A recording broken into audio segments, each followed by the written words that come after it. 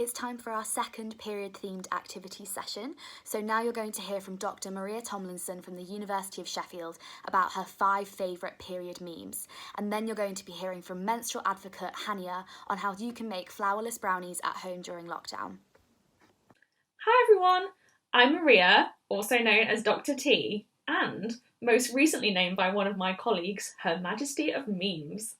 I'm a Leverhulme Early Career Research Fellow in the Department of Journalism Studies at the University of Sheffield. As well as doing my research, I also do some teaching, and my specialism is about gender and feminism in the media. So what do I research?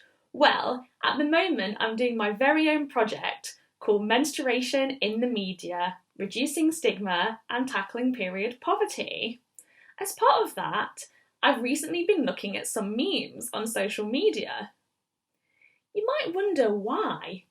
Why look at memes? What can we learn from them? Memes are just funny jokes and pictures that we send to our friends. They're totally trivial. Well, memes are actually a great way of communicating messages with each other and sharing a particular point of view. The fact that there are tens of thousands of period memes on Instagram and on Twitter is actually quite significant. What it shows is that people's attitudes towards periods are changing. In the past, periods have been hidden from view and not openly discussed in public because they were very much considered a taboo subject. Although there is a long way to go until periods are totally normalised, thanks to the fantastic efforts by activists and advocates and fantastic organisations like iRise, the stigma around periods is most definitely decreasing. Since 2015, there has certainly been a lot in the media about periods. A lot of this is focused on stigma and period poverty. Have you seen anything over the last few years in magazines, newspapers and social media about periods? Hopefully you have. It's been impressive how much has been out there recently. Period memes are actually part of this increasing presence of periods in everyday communication, and we can really learn something about societal attitudes towards periods by studying them. So when I was analysing the memes, I took each meme in turn and thought about them carefully. I thought to myself, what does this meme say about periods? Does it say we should talk about them? Does it say we should not be ashamed about them? Does it say we should even celebrate them? I also thought, well, does this meme maybe tap into certain stereotypes? For example, does it portray menstruating women as crazy, moody, and hysterical? Well, sadly, most of the memes I looked at did really play into a lot of stereotypes and did very little to challenge stigma. But a significant number of these memes did destigmatise periods and even celebrated them. Today, I'm going to be presenting my top 5 favourite memes that I came across when doing my study. So here is my countdown of my top 5 favourite memes. At number 5, I really like this period meme because it shows a sense of solidarity between people who have periods. I've seen quite a lot of memes that comment on the fact that pads and tampons are really expensive, and certainly that's something we need to address. But a lot of these memes also say that there's a strong sense of solidarity between people who menstruate, that when asking for a pad or a tampon, one has never been refused, even by a stranger. So this meme of these 2 cats hugging really shows a typical everyday scene of a friend helping another, and it celebrates periods as a shared experience. And of course, it has cute cats in it. At number 4, I am a huge fan of Parks and Recreation. It is one of my favourite TV shows, and Ron Swanson is one of my absolute favourite TV characters from it. I do enjoy a good Ron Swanson meme as much as the next person, so I was delighted to come across this one. In this meme, Ron Swanson senses that his ex-wife Tammy is about to reappear and is very fearful. And this is being compared to experiencing a cramp and knowing that one's period is on its way. So cramps are a huge part of having periods, of course, and I'm sure a lot of people will be able to relate to this meme. Maybe this meme might spark up a conversation about period pain. It's really good for us to compare each other's pain and learn about what is normal and what isn't normal. We really need to discuss periods and pain more openly. Maybe this meme might lead to one friend talking to another about periods and sharing their stories about period cramps. And one might realise that perhaps their period cramps are more painful than normal. This could lead to someone going to the doctors and potentially getting a diagnosis of endometriosis. So this meme is great in raising awareness about pain. At number 3, this meme is great because it challenges a lot of negative stereotypes about periods. It challenges ideas that periods are gross or dirty or unhygienic or should be hidden from view. It portrays periods as something instead that are worthy of admiration. It fits in with a lot of recent menstrual artwork. If you'd like to see some of it, why not check out the work of Rupi Kaur, Marianne Rochenstiel, or my friend B. Hughes. At number 2. If you are into memes or a self-proclaimed meme lord like myself, you have probably seen a lot of these Uno memes floating about on social media. I was very pleased to find one that related to period poverty and period stigma. I totally agree with this meme. We need to talk more about periods. The more we talk about them, the more normal it will become. Raising awareness of period poverty is important too. Thanks to organisations like iRise, progress has been made. Certainly, free period products in schools was as a result of menstrual advocates and activists. And at number 1, this is my absolute favourite period meme because I am a huge fan of RuPaul's Drag Race and the drag queen Manila Luzon in particular. So this meme includes a photograph of Manila Luzon in a period dress outfit and she is looking fierce. She had brought this dress for the All Stars competition, but the producers wouldn't allow her to wear it because, as Manila said, the producers told her it was in bad taste. After the show was aired, in which Manila wasn't able to wear the dress, she went on social media to share a photo of herself wearing it. She posted that, and I'll quote her here, "I was really looking forward to wearing the gown that I think celebrates a perfectly normal human experience. Many of my fans are young women who may feel pressured by society to be embarrassed by periods. It's empowering to young women to learn about their bodies. My goal with this look was to normalise menstruation by looking sickening, even though I was on my period." I say to you, Manila, amen, sister. The meme that's created from this Manila photograph is wonderful because it gives the message that periods are not something we should be ashamed about. Instead, it's something we should be open about and maybe even celebrate. I hope you've enjoyed watching this video of my top 5 favourite memes. If you'd like to take part in challenging the stigma around periods, why not make your own meme? It's a great way to take part in normalising everyday conversations about periods. I'm really looking forward to seeing what you come up with. In the meantime, happy Menstrual Hygiene Day. Thanks for listening. Bye!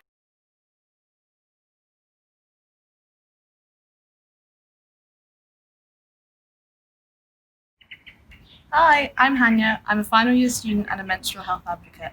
So I thought I'd share with you a flour-free fudgy brownie recipe that's accessible during quarantine because I know how hard it is to find flour, but will also be a stress-busting activity and satisfy those PMS cravings. I hope you enjoy.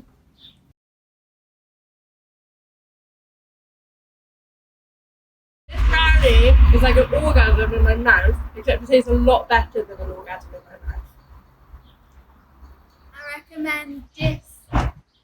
11 out of 10.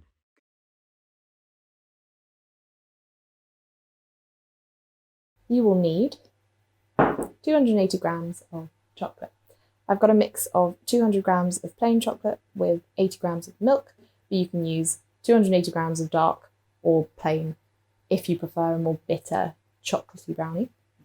50 grams of unsalted butter at room temperature, preferably like chopped up, ready to be whisked. Now these are a very key ingredient in these flourless brownies, eggs, and you want them at room temperature. So a little trick of mine that I like to do to get my refrigerated eggs up to room temperature quicker is to just put them in some warm, not hot, warm water for a couple minutes, and they really do warm up a lot quicker than if you were to just leave them out. Of course, as this is a brownie, you're going to want some cocoa powder. That is 2 tablespoons or about 20 grams. Not vital, but very much recommended. Pinch of salt and as much vanilla extract as you fancy. And finally, you're going to want some mix-ins. So your favourite chocolate treats to go on top. I've chopped up a few chocolate bars and added a few little caramel chocolates, and we're going to embed them in the top of our brownie. So to start, you're going to want to heat your oven up to 180 degrees Celsius if you have a fan oven, and you're going to want to grease and line a 20 by 20 centimetre baking dish. If you don't have one of these, feel free to use any sort of cake tin or similarly sized baking dish you have. Just be aware that your baking times are probably going to vary a bit. Also, you're going to want to have a whisk, preferably an electric whisk to hand, because we are going to be doing a lot of whisking. And while it would be possible with just a regular hand whisk, this will take a lot of the effort out of it. So yeah, one of these bad boys is recommended. And before we get started on the main method, you're just going to want to make sure that you've melted your chocolate and set it aside to cool a little so that you don't cook your eggs. Again, room temperature, cubed, just to make it easier for you.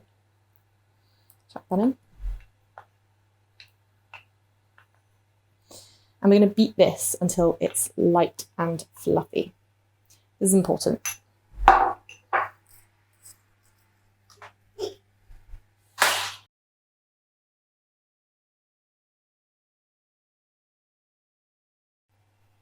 Now, once that's done, you are going to want to add in your sugar. Ooh.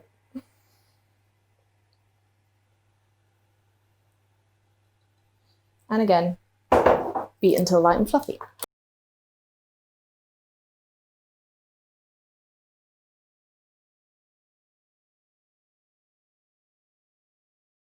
Like so. Okay.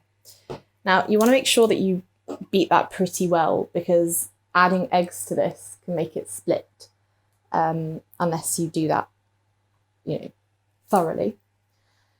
Speaking of eggs, we're going to add them now, one at a time, beating well after each addition. So,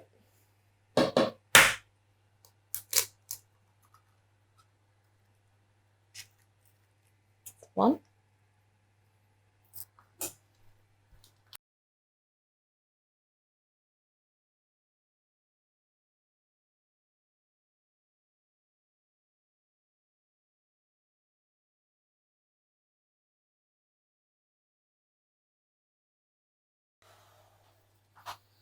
So once all of your eggs are incorporated, you're going to want to add your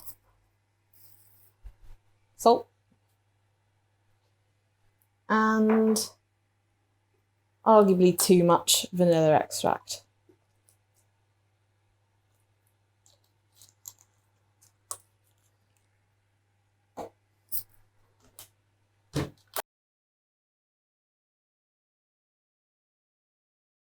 So once your eggs are quite sort of light and fluffy, you're going to want to add your cocoa powder. Don't worry if it looks a little bit split, it should be fine. Adding the sort of powdered ingredient will sort of bring it back together. Do this on a medium setting on your hand whisk. So I'm just going to scrape the sides down.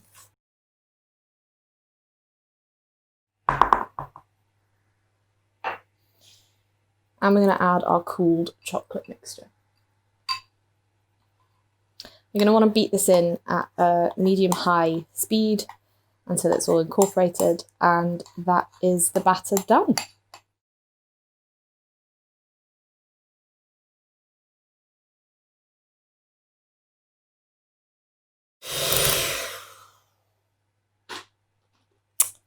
All right, so you'll know it's ready when it's smooth and glossy. This obviously has quite a few air bubbles in it, but it's got sort of a glossy cake batter appearance. And all you're now going to want to do is just plop it straight in to your prepared dish.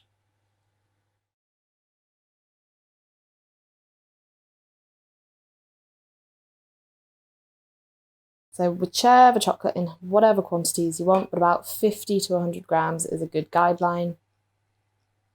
And we're just going to sprinkle these all over.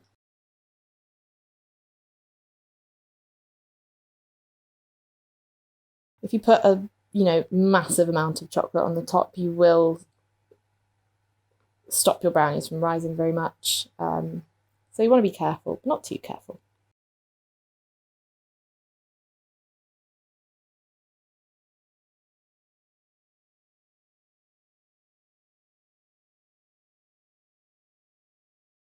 Now, this is going to go into the oven for about 20 to 25 minutes.